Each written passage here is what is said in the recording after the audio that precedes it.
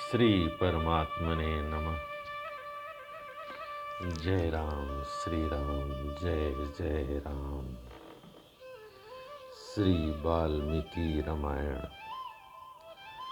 बालकांड 61वां सर्ग। विश्वामित्र की पुष्कर तीर्थ में तपस्या तथा राजर्षि अम्बरीश का ऋचि के मध्यम पुत्र सनुसेप को यज्ञ पशु बनाने के लिए खरीद कर ले जाना। हे पुरुष सिंह श्री राम सतानंद जी आगे बोले, यज्ञ में आए हुए उन सब वनवासी ऋषियों को वहां से जाते देख महातेजस्वी विश्वामित्र ने उनसे कहा, महर्षियों, इस दक्षिण दिशा में रहने से हमारी तपस्या में महान विघ्न आ रहा है। अतः अब हम दूसरी दिशा में चले जाएंगे और वहीं रहकर तपस्या करेंगे। विशाल पश्चिम दिशा में जो महात्मा ब्रह्मा जी के 3 पुष्कर हैं, उन्हीं के पास रहकर हम सुखपूर्वक तपस्या करेंगे, क्योंकि वह तपोवन बहुत ही सुखद है। ऐसा कहकर वे महातेजस्वी महामुनि पुष्कर में चले गए और वहां फल मूल का भोजन करके उग्र एवं दुर्जय तपस्या करने लगे।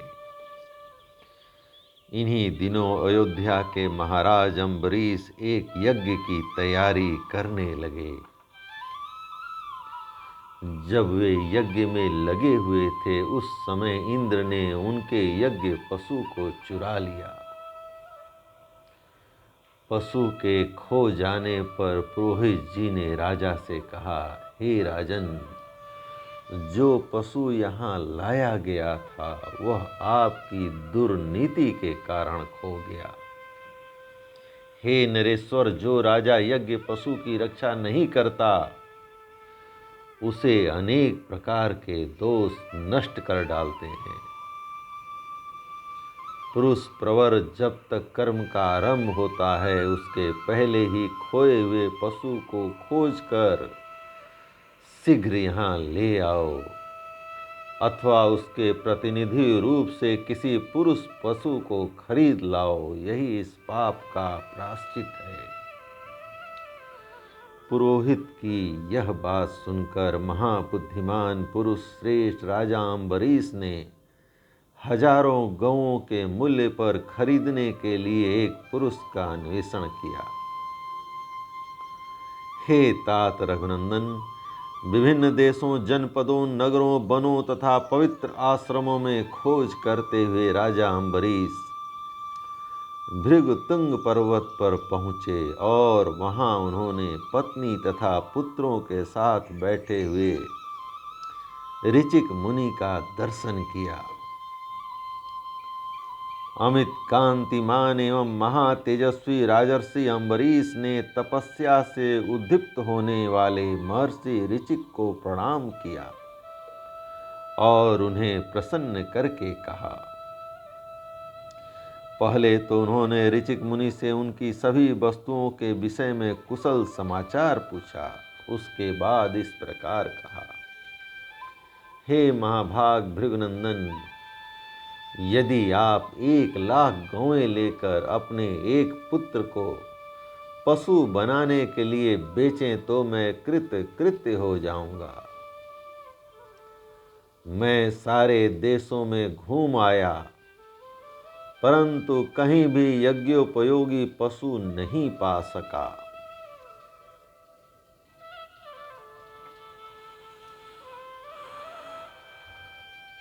अतः आप उचित मूल्य लेकर यहाँ मुझे अपने एक पुत्र को दे दीजिए। उनके ऐसा कहने पर महातेजस्वी ऋचिक बोले, हे नरश्रेष्ठ, मैं अपने ज्येष्ठ पुत्र को तो किसी तरह नहीं बेचूंगा। ऋचिक मुनि की बात सुनकर उन महात्मा पुत्रों की माता ने पुरुष सिंह अम्बरीश से इस प्रकार कहा,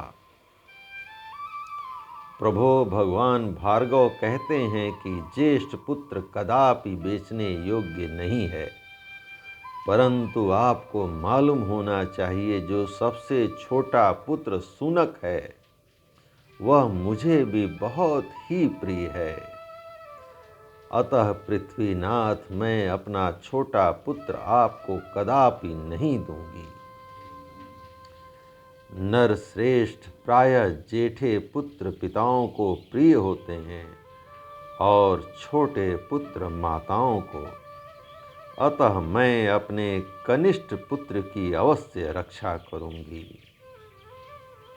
हे श्री राम, मुनि और उनकी पत्नी के ऐसा कहने पर मझले पुत्र सुनह सेप ने स्वयं कहा, राजपुत्र, पिता ने ज्येष्ठ को और माता ने कनिष्ठ पुत्र को बेचने के लिए अयोग्य बताया है, अतः मैं समझता हूँ कि इन दोनों की दृष्टि में मझला पुत्र ही बेचने के योग्य है, इसलिए तुम मुझे ही ले चलो।